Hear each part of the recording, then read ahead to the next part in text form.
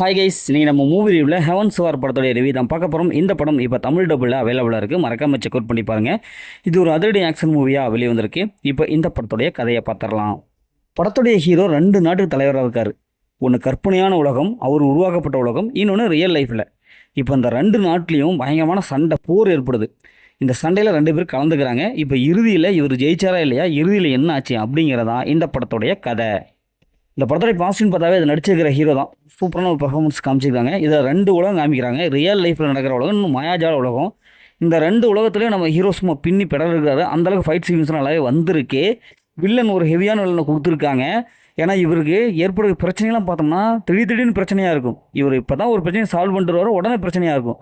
இப்படி தொடர்ந்து பிரச்சனை வந்துகிட்டே இருக்கும். அதெல்லாம் சால்வ் பண்ணி சும்மா ஃபைட் சீக்வன்ஸ் நம்ம அள்ளு விடுவார். ஏன்னா அந்தளவுக்கு சூப்பரான ஒரு ஃபைட் சீக்வன்ஸை காமிச்சிருக்காங்க. படத்துடைய பிஜிஎம் பொறுத்தவரைக்கும் நல்லாவே இருக்குது. அதேமாதிரி சினிமோட்டோகிராஃபி ஓரளவுக்கு விசுவல் அப்படி கொடுத்துருக்காங்க. படத்துடைய ஸ்க்ரீன் ப்ளே பொறுத்தவரைக்கும் ஃபஸ்ட் ஆஃப் நல்லாவே வந்திருக்கு. ஒரு வித்தியாசமான ஒரு ஆங்கிள் எடுத்திருக்காங்க. அதேமாதிரி கிளைமேக்ஸ் ஒரு வித்தியாசமான ஒரு கிளைமேக்ஸ் கொடுத்துருக்காங்க. இந்த படத்துடைய மைனஸ்ன்னு பார்த்தாவே என்னதான் இவங்க பயங்கரமாக கொடுக்க முயற்சித்தாலும் இது மாதிரியான படங்கள் ஏகப்பட்ட படங்கள் வந்துருச்சு. அதே மாதிரி கட்சிகள் தான் இருக்குது, ப்ரிடிக்டபுளாக இருக்குது. இன்னும் கொஞ்சம் வித்தியாசமாக கொடுத்துருக்கலாம். செகண்ட் ஹாஃப் ஃபுல்லாகவும் ஓரளவுக்கு ஒரு ப்ரிடிக்டபுளாகவே தான் இருக்குது. பார்த்து பழக்கப்பட்ட அதே சீன். அந்த கிராஃபிக்கெலாம் ரொம்ப மொக்கையாக இருக்குது. ஏன்னா இப்போ இருக்கிற டெக்னாலஜி பார்த்தா ஹெவியாக வந்திருக்கு. 2018 இந்த படம் வெளியே வந்தால் சொல்கிறாங்க. அப்போ இருக்கிற டெக்னாலஜி ஓகே, ஆனால் இப்போதைய டெக்னாலஜிக்கு வந்து அது 10ல் அப்படியே கிராஃபிக்னு அப்பட்டமாக தெரியுது. ஸோ ஸ்டோரி ஓகே தான், ஓரளவுக்கு ஒரு நல்ல ஸ்டோரி தான். இருந்தாலும் இவங்க வந்து 2 உலகத்தை காமிச்சு அப்படின்னு நம்மளை கன்ஃபியூஸ் பண்ணுறாங்க. எதையுமே ஒழுங்காக காமிக்காத மாதிரியே தோணுது. இந்த படத்தில் அந்த மாதிரி சென்சர் எதுவுமே ஃபேமிலியாக பார்க்கலாம். மொத்தத்தில் எப்படி இருக்குது, சூப்பராக சொல்லுங்கன்னா இந்த படம் ஒரு ஒன் டைம் வச்சப்போ தான் நாங்களும் சொல்கிறேன்.